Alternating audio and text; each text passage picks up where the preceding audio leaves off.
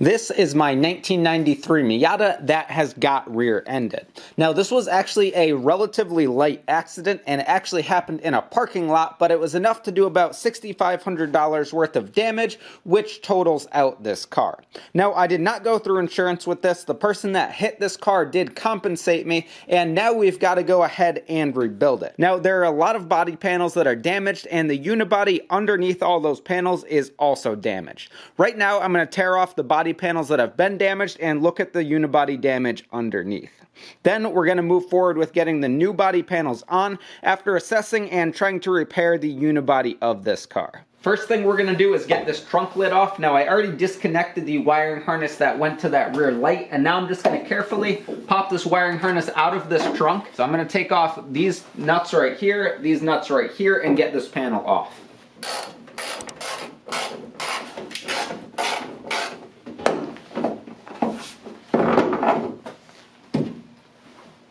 Now, I do suspect that this hinge here is a little bit tweaked because the back of the unibody right here is actually pulled down a little bit where that hinge mounts.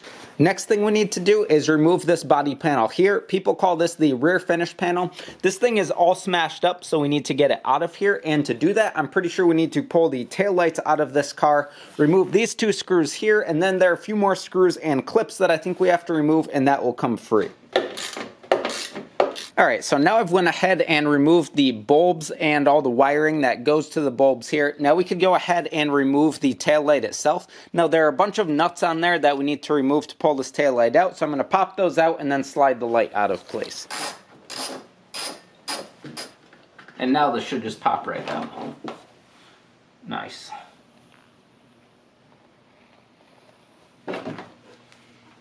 Now this one is actually a tiny bit stuck in there because of how bent up everything is here. Hopefully we could get all of this back to where it needs to be and get this whole rear of the car realigned. And the most important thing for me is getting this trunk to actually seal so it doesn't suck exhaust in and doesn't get water in if it sits out in the rain. Alright, now to remove this rear finish panel, there's a couple of 10mm like that, and then there are also a couple of clips like that right down there. Alright, I think this needs to slide up, and yeah, there we go. There's that panel off the car.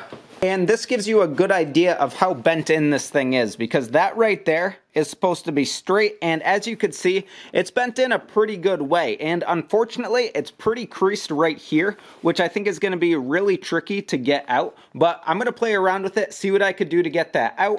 Next up, I've got to go through and remove that bumper there. Now, there are a handful of fasteners all throughout to get that thing off. It's going to take me a little bit, but I'm going to take that off and then just show you what it looks like underneath.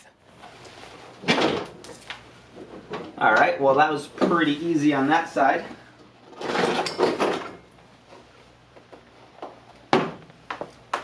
Alright, there we have it. Alright, so now I got this bumper out of the way. I am going to have to transfer this inner bumper over to my other panel there, and I did realize that I don't have a new one of these upper metal panels here, so that's going to be a little bit tricky. So it's probably actually more like 1.5 inches right there, but it's pushed in quite a bit, and that crease at the bottom, like I said, is going to be hard to get out. To make more room around that crease, I needed to remove the license plate light housing here, and that thing was pretty stuck in there because of how bent up the car was. To remove that, I started to hit it with a hammer, which didn't really work, and then I realized the studs on the back were bent, so I realigned those, and then I was able to pop that thing out and have access to the lower rear panel here where I needed to fix that big crease. I attempted to hit the back panel straight backwards with another hammer here, as you could see, and it didn't really make a lot of progress, and I wasn't too satisfied with that. It made a little bit of progress, as you could see here, but it wasn't enough to get it out. While I was thinking about how to get that crease out, I got an even bigger hammer and I started to use a 2x4 against the upper part of this panel here to try to straighten that. This was critical to getting my trunk to seal and making the back end of the car all sit straight. The bigger hammer definitely made it easier to move the back panel.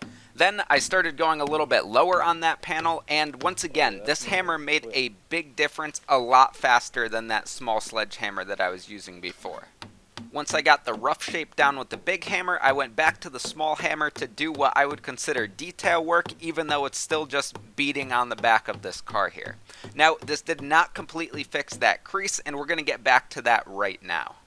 My brother and I realized here that we needed to relieve the metal in the same way that it was creased, so we started hitting it from the bottom where the metal was pressed down to basically reverse how it was deformed. This took that crease out super evenly and easily, and we were pretty happy with how that went. Then I got back in there with a wooden block to finish it off, and in my opinion, this thing was pretty darn good considering we're not experts and we were just going at this with a hammer and a little bit of thinking. To finish things off here, I went at the center of the back panel to try to get everything nice and straight so I could get my body panels back on there and have the trunk seal nicely, and this was looking pretty good at this point. As you could see here, you definitely could tell that the car was hit and repaired, but it's really not that far off how it was, and right now the most important thing for me, again, is just making those body panels clip on and bolt on and look good once everything's done. Here you can see the inside too. One thing that I am not able to get out at home, and it's something that I'm not even really going to attempt, is the frame rail on the driver's side here is definitely pushed in a little bit. You could see that the seam sealer has about 1/8 of an inch gap or so there, and again, I'm not going to fix that. If I wanted to make it look alright, I could fill that with some new seam sealer and paint it, but given what I plan on doing with this car from now on, I'm just going to leave it like this and it's fine with me. Now that we got the unibody mostly straightened out, we could try to put some body panels on and see if anything else needs adjusting. To start out, we're throwing this trunk lid on here because that will give us a pretty good idea of how we got everything shaped. I was able to see a mark on this new trunk lid from the other car that it was on where that trunk seal went and judge my work here based on the trunk seal that was on my car. When I first put my trunk down here, I noticed a few things. One was that the seal was actually pretty close to in the right spot, but the body lines were horrible. Now, part of this was because the mount on the driver's side was slightly tweaked, and the other part was that we could adjust where this trunk sits by loosening the hardware and moving stuff around a little bit. Here you could see my super sophisticated, highly technical method of bending these mounts back. As you can see, they're flexing a little bit as I'm pressing on them, and that helped to get this trunk to line up properly. Next, I went ahead and reinstalled that license plate light housing because I wanted to go ahead and reinstall the rear finish panel. This panel is another one that was going to give me a good idea of how good the back of the unibody was repaired, because if this bolted right on and was in the right spot, we were really good to go. Fortunately, this thing actually clipped right into place, and although it was just slightly out of alignment, it was pretty good, and for my standards for this repair, I was happy enough with it. As you could see here, this thing was actually missing the top tabs, so it didn't quite sit in as far as I wanted it to, but again, these were used parts that were missing some things, and overall, I was fine with it. Next, I went ahead and popped my taillights back in. There's really not that much to this, it's just bolting them back in, so I'm not going to go into too much detail on this. The last thing that I did in this area was get my trunk latch set back up, and this again actually went pretty smoothly. I thought that this was going to take a little bit more work than it did, and fortunately, this went pretty smoothly. And now for the last challenge that I encountered while repairing this car, and that was making this metal upper bumper mount usable again. Now, if I were to do this again, I would have sourced another one of these things that wasn't all bent up because, as you'll see, this made it so the bumper doesn't mount up quite perfectly, but I was able to get it usable enough. Right now, I'm just flattening this thing out so it bolts up about where it should be, but as you may be able to tell, the center of that is pressed in from where it originally sat. Once I had this thing where I thought it needed to go, I put the inner bumper into the bumper cover, and I noticed that that metal part was definitely pushed in quite a bit. Now, I just ran with this. Again, if I were to do it again, I would have got a not bent up one, but this is what I was working with. Then I went ahead and installed as many of the original factory clips as possible to hold these two pieces together, though there were a bunch of mounting points that didn't quite work. To try to overcome that, I used a bunch of zip ties to hold the things together with pretty good results. And then for the final moment of truth, I got my bumper and test fit it on the car. Now, I was able to get this thing mostly bolted up where it should have gone, but it was sitting about maybe half an inch, just under half an inch further back than I wanted it to.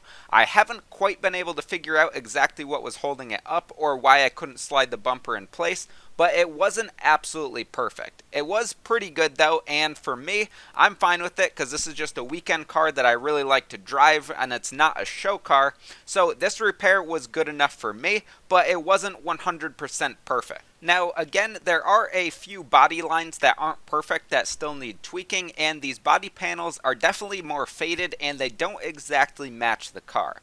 If I went to a body shop and paid that $6,500 that I was quoted, all these lines should have been really close to perfect and the paint would have been pretty good as well. Now, fixing this by myself in my garage does come with those few little negatives, but to save that much money and have a car that's back together and looks 90% how it did before, that was a pretty obvious choice for me. Don't forget to let us know down below what sort of car repairs you've done. Let me know if you've enjoyed this video and what you would have done differently. Like this video if you've enjoyed it, and subscribe for more. I hope you stick around for the next one.